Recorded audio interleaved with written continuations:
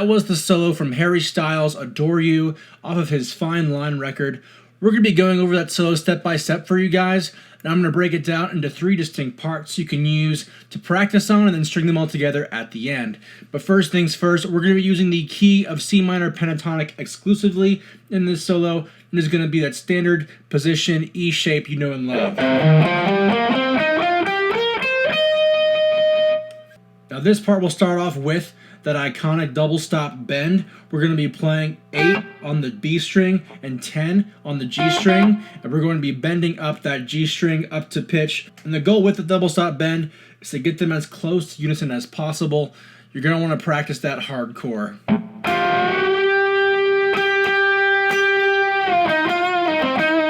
After the double stop, we're going to go into kind of a sequential like filler in between the next double stop riff. Just like that, okay? And the second time you do that riff, you're going to skip this bass note, okay? And that'll be 8 to 10 on the D string. Let's go over it again from the beginning.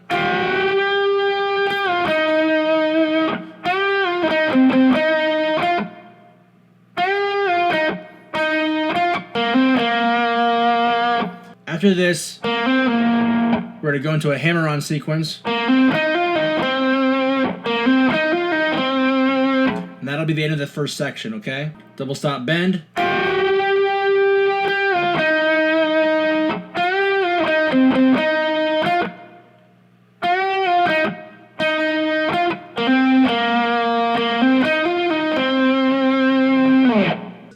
Alright, that was the first section of the solo. Let's go on to section 2.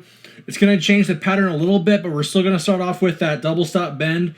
And we're going to continue bending that G string up to 12 throughout the entire sequence, okay? So hang on with me. There's a lot of bends here. We're going to start off with 2 double stop bends at the same time.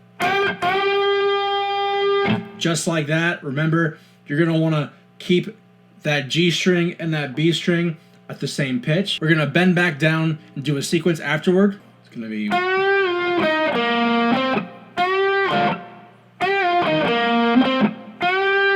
Those are all full step bends. An alternative method, if you don't want to bend that much, you can just slide that 10 to 12.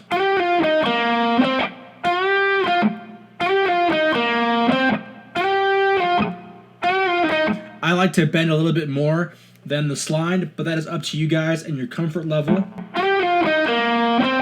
Now section 2.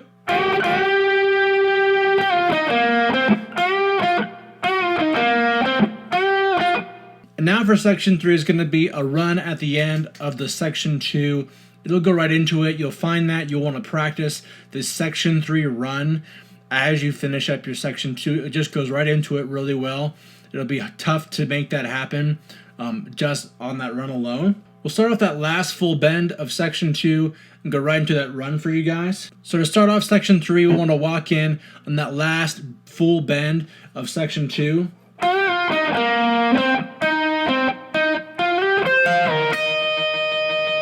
After that last full bend, we're going to do an 8-10-8 sound.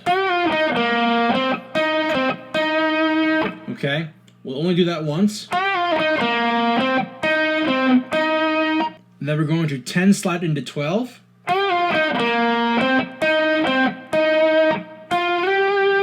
We'll slide into that 12 right after this last 8.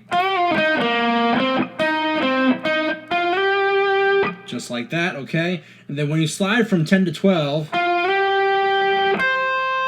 you're going to lay your middle finger down on that 13 on the B string and cover that E string as well.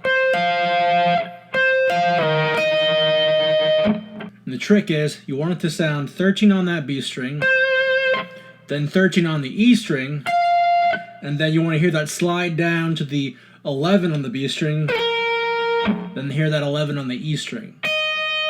I'll play it slow so you guys can get it, okay?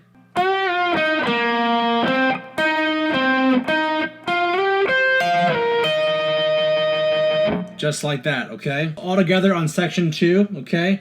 We're going to start with that double bend.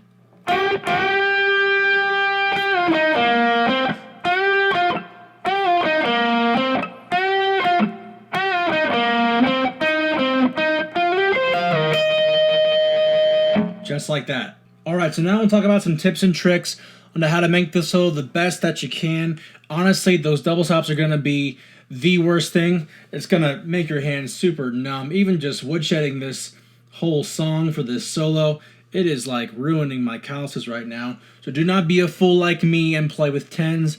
You're going to want to play with some 9s or some 8s to get those full bends. And then, of course, you can, cheat around the fretboard a little bit if you wanted to. You need to play every filler, but you're going to want to keep it as tight as you can, obviously. No, don't ring out any extra strings. You're going to want to keep those bends really, really tight.